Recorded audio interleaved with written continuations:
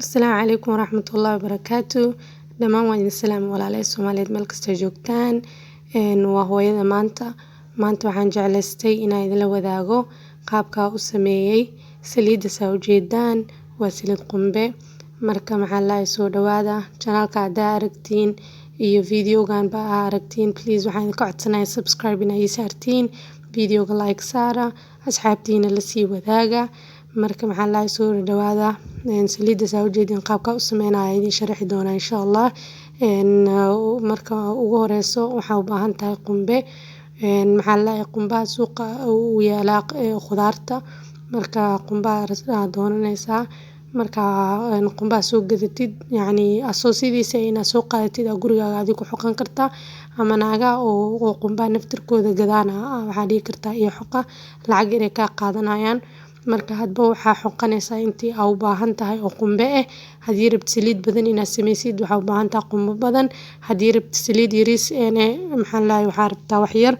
marka qumbaha markii la hoolo maxaa la waxaa u soo qaadanaysaa xaafadda ama adii xaafadda ku xoqatid. markii la hoolo saas u yaalaa ujeedin sawirka ani inta ugu horeysay markii oo maxaana la soo hoolay waxaas ma aan record gareynin ani ileen ma aan hoolin suuqa la igu soo hoolay. marka guriga aad keensid marka waxaa sameynaysaa qalaada soo qaadane waa shiidaysaa si fiican u soo shiiday. marka aad shiidid kadib waa kala miiraysaa waxaan isticmaalaysaa maro jilcan aad isticmaalaysaa si fiican ayaa uga joojinaysaa dhacaanka creamka u baahannahay dhacaanka yani aad inaa looga joojiyaa loo baahan yahay si oo wax aadan uga tagin.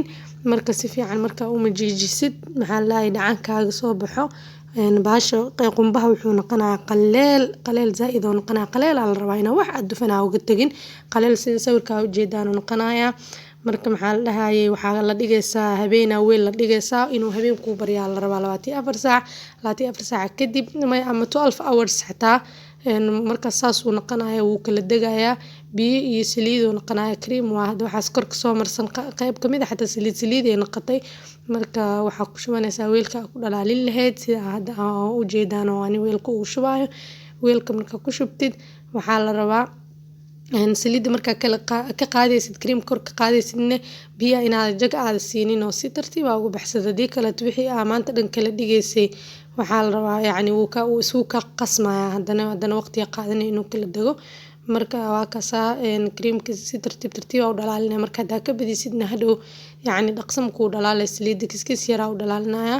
hadda waxaan saaray dabka si yara u walaaqaysaa dabkana nuxuus inuu ahaado waaye haddii dabka aad ku dheeraysid baash way gaduudanaysaa weelkiina salku ka gubanaya saliidina way ka gaduudanaysaa wax fiicanna ma kaaga soo baxayo. marka si tartiib u walaaqee marka si tartiib u walaaqdid sida u walaaqaysid adii xoogaa kadib saas uu ku noqonayaa saliid iyo waxa uu kala noqonayaa iyo bur cad uu noqonayaa burcad ninkii yaqaanay. marka waa kaas saliidda dan waa sii dhalaashay waxa xir kadib ku soo laabtay maxaa la wax yar kadib saasay noqotay. marka waxaan rabaa inaan ka miiro waa ka miirayaa si oo maxaa saliidan kor ka qaato dana inta yarta soo harto waxa cadcadka creamkaas dana tartiib dabka loo celinaa waa la sii dhalaalinayaa ilaa saliid ugu dambeysa aad ka heshid oo waxba uga tagin. marka waxaa sameynaysaa creamkaas naftirkiisa markii hadhow uu si fiican u qalalo markii uu qaleel oo noqdo markaas u daabid waxaa la rabaa inuu firrix wax adeeg camal uu yahay. hadduu weli jilcan yahay it means saliida ku jirto marka weli waa la sii qalajinayaa dabka lagu qalajinaa tartiib lagu qalajinaa ilaa qoyaanka dhan oo uga dhamaado. markaas kadib waa ka majiijisanaysaa hadhow marka uu qalalo oo qaboobo waa ka majiijisanay waa taasa saliidda soo baxday maasha Allah. saliid oo waxaa ka soo baxday 1 litir iyo bar adi almost waxaan sameeyay 30 xabo qumbe oo la hoolay.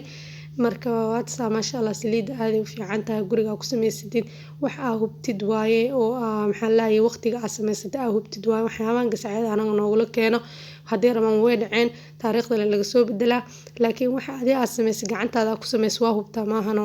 marka walaalayaal isku daya maxaa la gurigiina ku sameysta timaha aad ugu fiican tahay sida qumbada timaha qurux madow ay ka dhigtaa ciyaalka korka loo marinayaa korka dhan jileec ay ka dhigaa markuu kuleelka oo jiro jacajaca kor ka soo baxay iyo shiriraca oo maxaa la nabraha yariiska finanka xataa way ka baabi'inaysaa cunug markii loo qabeeyo hadaa ugu masaajeysid habeenkii maasha Allah markaas oo kacaayo marka hooyooyinka inta khaasatan ba ha ku dadaalaano waa mahadsantihiin soo dhawaada videoga dhameysta jazakumullah khair. Assalaamu calaykum waraxmatullaahi wabarakaatuh.